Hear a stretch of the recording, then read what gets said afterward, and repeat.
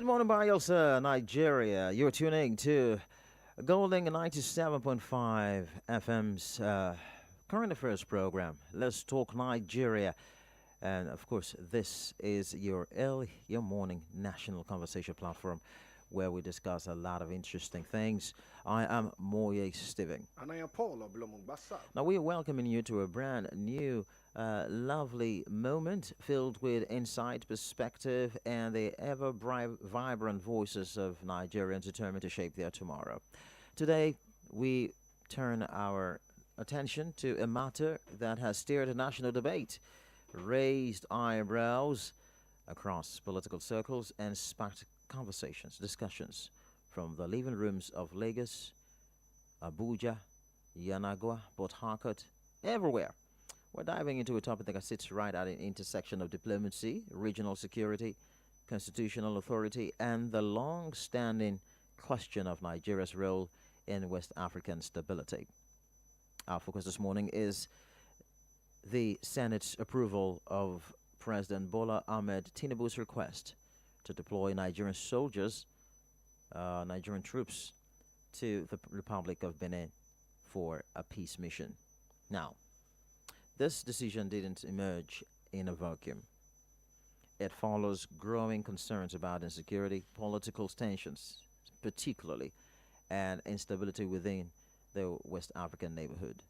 As we all know, Nigeria, being the regional giant and a founding member of ECOWAS, has historically taken up leadership responsibilities in peacekeeping operations from Liberia to Sierra Leone in the past, and even the Gambia.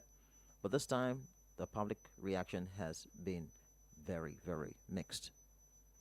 And in the midst of all of the different things, the President, His Excellency President Bola Ahmed Tinubu, on Tuesday had transmitted to the Senate a request seeking its consent to deploy Nigerian troops on peace mission to Benin Republic.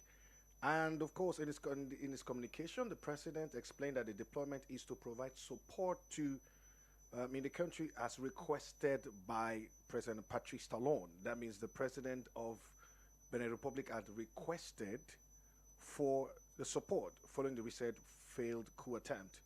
And the deployment is in line with the protocol of the regional bloc ECOWAS, as we also had mentioned.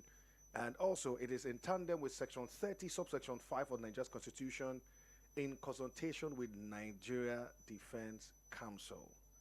So when the President sent his request to the Senate, the request had been referred, and of course, they looked at it and they approved of it because they felt it was something of necessity. So the President did not just go, it didn't go outside of the constitutional rights and what he needed to do.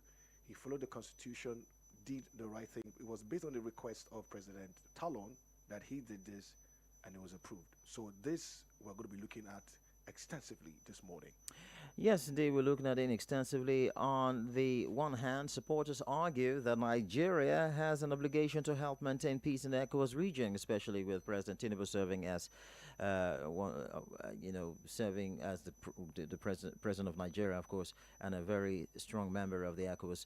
They say instability in one neighboring country inevitably affects others through migration pressures, border tension, economic disruptions, and the spread of armed groups.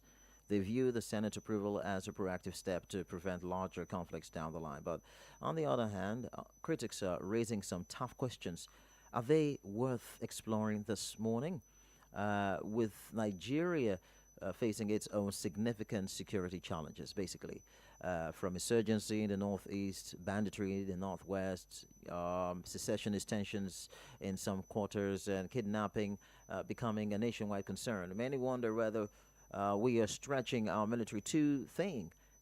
Shouldn't our troops be focused primarily on stabilizing our own internal security first? Is this the first or the right timing, considering the economic pressures currently weighing heavily on Nigerian citizens? Some analysts also are questioning the constitutional diplomatic implications. What exactly is the nature of this peace mission? Is it an ECOWAS mandate, a bilateral request from Benin Republic, or a Nigerian initiative? What is the duration of the deployment, and what risks are our troops likely to face? Most importantly, what is the strategic benefit for Nigeria? This morning, We'll unpack all these, and we would like to hear your thoughts and your concerns, your approval, your outright disapproval. Because at the end of the day, decisions like this are just not about foreign policy. They affect national pride, national resources, and the well being of our service and women. So stay tuned and make sure you contribute to the conversation because this is Let's Talk Nigeria.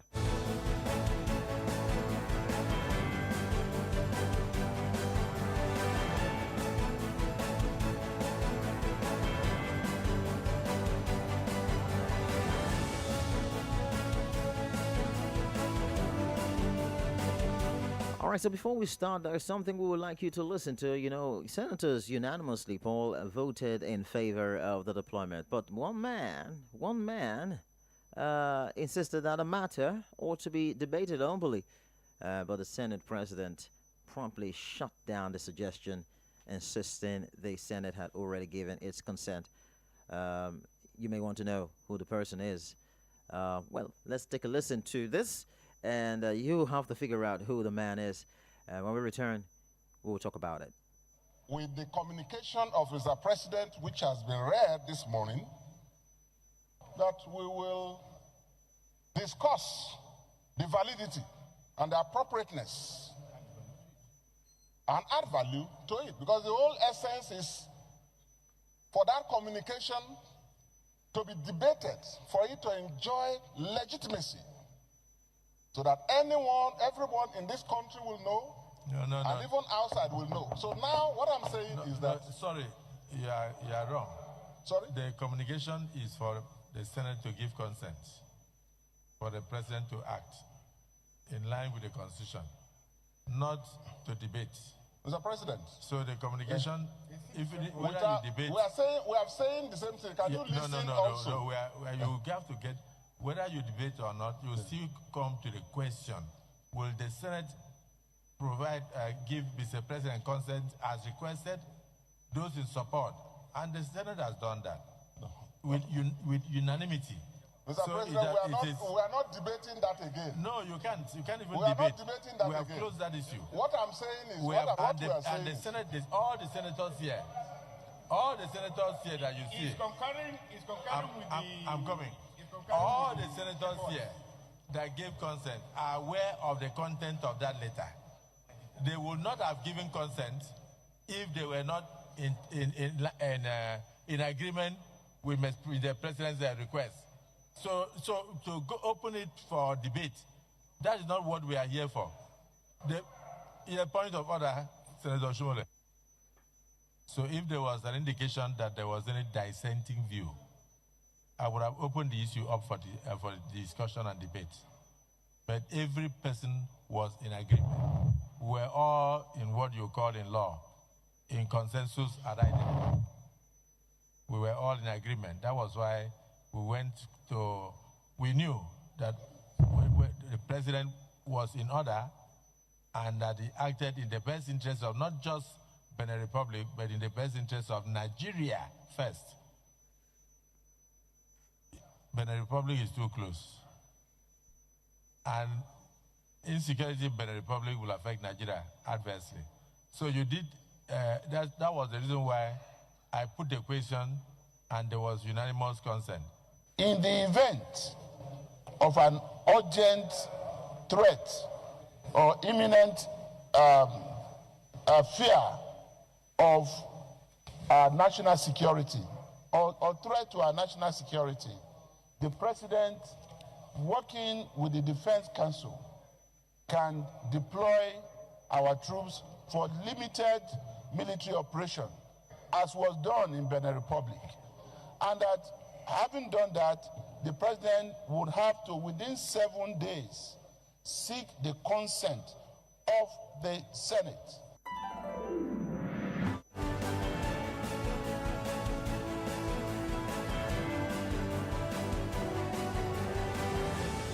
Well, that is it. Now you know who we're talking about is the senator representing Bayelsa West. Senator Henry Seriki Dixon right there, being shut down by the Senate President Godswill Akpabio. So the question now is that who is right here? the lawmakers who unanimously said, well, we consent to the president's or we approve the president's request, or Senator Harry Seriki Dixon, who thought it would have been better it was debated on the floor of the House before the assent or the approval. Well, this is the conversation we are opening to our listeners to calling and contribute. Who's wrong here? Should there be any debate at all?